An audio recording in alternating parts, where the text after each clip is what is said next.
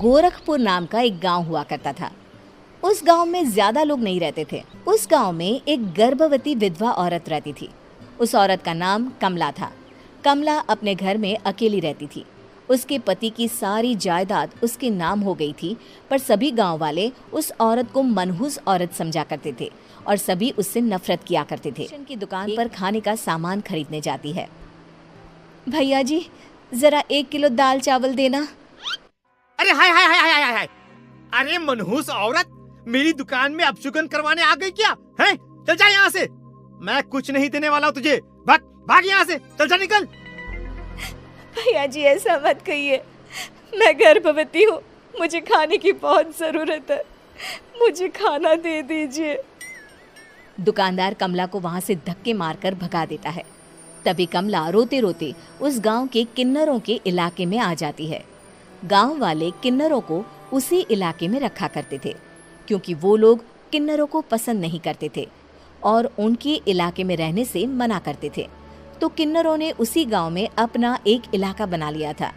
जब किन्नर लोग देखते हैं कि एक गर्भवती महिला रोते रोते उनके इलाके में आ गई है, तो सारे किन्नर कमला के पास जाकर उसका हाल पूछने लगते हैं।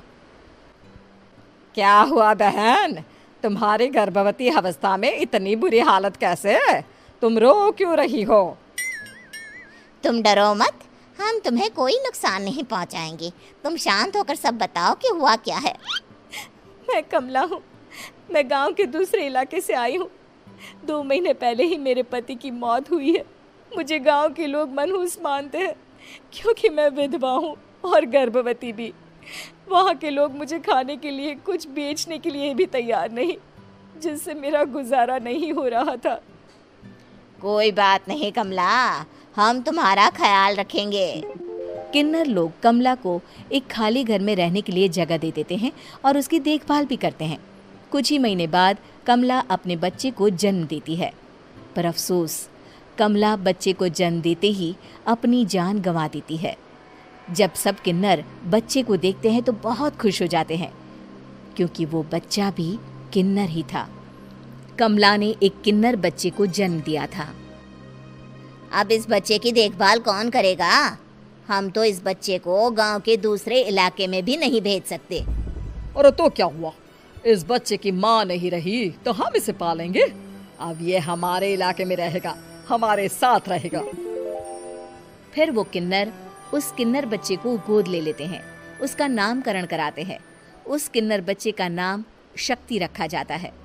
देखते ही देखते शक्ति बड़ी होने लगती है। उसके रंग रूप बहुत सुंदर थे। वो बहुत सुंदर किन्नर दिखती है। एक दिन शक्ति एक किन्नर से पूछती है, माँ जी सुनिए ना, ये गांव के दूसरे इलाके में भी तो लोग रहते हैं, तो हम वहाँ क्यों नहीं जाते? हम उनसे अलग क्यों रहते हैं? शक्ति, क्योंकि वो लोग हमारे जैसे नहीं, वो लोग हमें पसंद नहीं करते, इसीलिए हम उनसे अलग रहते हैं। क्यों? वो हमें क्यों पसंद नहीं करते? मुझे एक बार उस इलाके में जाना है, मैं एक बार वहाँ जाकर घूम कर आऊँ। शक्ति, खबरदार, जो तू उस इलाके में कभी भी गई तो अपनी जान नहीं गंवाना चाहती तो उस इलाके में कभी कदम भी नहीं रखेगी, समझी? इतना कहकर वो किन्नर वहाँ से चली जाती है। शक्ति उस किन्नर की बात सुनकर बहुत रोती है। माँ जी, ऐसा कैसे कह सकती हैं? उन्होंने इतनी सी बात के लिए मुझे इतना डांटा। अब तो मैं उस इलाके में ज़रूर जाऊंगी। फिर एक दिन शक्ति गांव के दूसरे इलाके में चुपके से जाती। ये लोग तो हमारे जैसे ही इंसान हैं, तो ये हमसे नफरत क्यों करते हैं? जब शक्ति उस इलाके में पहुंचती है तो गांव के सारे आदमी उसके रूप से मोहित हो जाते हैं। वो लोग ये अंदाज़ा नहीं लगा पाते कि वो किन्नर है। शक्ति की सुंदरता देखकर सारे गांव वाले उसकी तारीफ करने लगते हैं। तभी गांव का चक्कर लगाने गांव के जमींदार का बेटा हर्ष भी दिखने में बहुत सुंदर होता है। जब हर्ष ने शक्ति को देखा तो वो भी उससे मोहित हो गया, और जब शक्ति की नज़र हर्ष पर पड़ी तो वो हर्ष को देखकर मोहित हो गई। आपको पहले कभी इस गांव में देखा नहीं। इस गांव में आप नए हैं क्या? जी नहीं, वो मैं बस। तभी शक्ति बोलते बोलते रुक जाती है और मन में सोचने लगती है, अगर मैंने इनको बता दिया कि मैं दूसरे इलाके से आई हूँ तो वो समझ जाएंगे कि मैं किन्नर हूँ, इसलिए मुझे इनसे झूठ ही बोलना पड़ेगा। शक्ति हर्ष को कहती है, जी हाँ, मैं इस गांव में नई आई हूँ, यहाँ अकेली रहती हूँ। वैसे आप कौन है? आप भी इसी गांव में रहते हैं? जी हाँ, मैं इस गांव के जमींदार का बेटा हूँ। आपको किसी भी चीज की जरूरत पड़े तो आप मुझे बता देना, मुझे अच्छा लगेगा। ऐसे ही शक्ति और हर्ष एक दूसरे से रोज मिलने लगते। वो दोनों अपने प्यार का इजहार करने एक दूसरे से मिलने जाते हैं। तभी शक्ति का पीछा करते करते एक किन्नर वहां आ जाती है। शक्ति, मैं तुमसे बहुत प्यार करता हूँ। मैं तुमसे शादी करना चाहता हूँ। क्या तुम मुझसे शादी करोगी?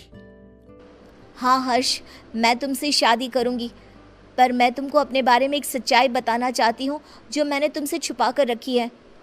तभी उनके बीच में ही वो किन्नर आ जाती है। शक्ति, तेरी हिम्मत कैसे हुई ऐसा करने की? वो किन्नर शक्ति को खींचकर गांव के जमींदार के पास ले जाती है। हर्ष भी वहां शक्ति को बचाने के लिए पहुंच जाता है। जमींदार शक्ति और हर्ष के प्यार के बारे में सुनकर गुस्से में आ जाता है और शक्ति को गांव के बाहर निकालने की सजा देता है। शक्ति ये बात सहन नहीं कर पाती और कुएं में कूदकर अपनी जान दे देती है। जमींदार हर्ष की शादी गांव की एक लड़की से करवा देता है, पर हर्ष इस शादी से खुश नहीं होता। शक्ति अपना बदला लेने के लिए मरने के बाद किन्नर चुड़ैल बन जाती है। अब मैं इन गांव वालों को नहीं छोड़ूंगी, अब इनसे मैं अपने प्यार का बदला लूंगी। किन्नर चुड़ैल गांव वालों को परेशान करना शुरू कर देती है। एक बार वो रात को गांव के खेतों में पहुंच जाती है और वहां आग लगा देती है। सारी फसल जल के राख हो जाती है। जब एक आदमी रात को उठकर देखता है कि खेत में आग लग गई है तो वो वहां पहुंच जाता है। वो देखता है कि खेतों के बीचों बीच एक किन्नर चुड़ैल खड़ी है और वहां खड़े होकर ताली बजा रही है। गांव वाला किन्नर चुड़ैल को देखकर बेहोश हो जाता है। जब सुबह उस आदमी को होश आता है तो वो सीधा जमींदार के पास जाता है। अरे जमींदार साहब, अरे वो किन्नर चुड़ैल ने मेरी सारी फसल जला दी। अब मैं क्या करूंगा? क्या होगा मेरा? जमींदार चुड़ैल किन्नर का नाम सुनते ही सब कुछ समझ जाता है। अब वो बहुत डर जाता है। उसी रात को जब जमींदार डर के मारे अपने कमरे में सो नहीं पाता, तभी वहां अचानक से किन्नर चुड़ैल आ जाती है। किन्नर चुड़ैल जोर जोर से जमींदार के आगे खड़ी होकर हंसने लगती है और ताली बजाने लगती है। जमींदार उस डरावनी किन्नर चुड़ैल को देखकर बहुत डर जाता है। तूने मेरे साथ बहुत बुरा किया, अब मैं तुझे जान से मार दूंगी। नहीं नहीं नहीं नहीं नहीं, मुझे माफ कर दो, मुझे मत मारो। मैं कभी ऐसा दोबारा नहीं करूंगा। अब तुम जो बोलोगी वही मैं करूंगा। ठीक है, मैं चाहती हूँ कि किन्नर इलाका गांव के इलाके से जुड़े और गांव का कोई भी आदमी किन्नर समाज से द्वेष ना करे, उससे नफरत ना करे, नहीं तो मैं सारे गांव को मार दूंगी। और तुम गांव में एक नया कानून बनाओ कि अगर किसी ने भी किन्नर समाज को हानि पहुंचाने की कोशिश भी करी या इनसे भेदभाव करने की भी कोशिश करी तो उनको कड़ी से कड़ी सजा मिलेगी। हाँ हाँ हाँ हाँ, मैं ऐसा ही करूंगा। तुम जो बोलोगी वो मैं करूंगा, पर मुझे जाने दो प्लीज। तब वो किन्नर चुड़ैल वहां से चली जाती है। गांव का जमींदार किन्नर चुड़ैल का कहा मानते हुए दोनों इलाकों को एक कर देता है और नया कानून भी लागू कर देता है।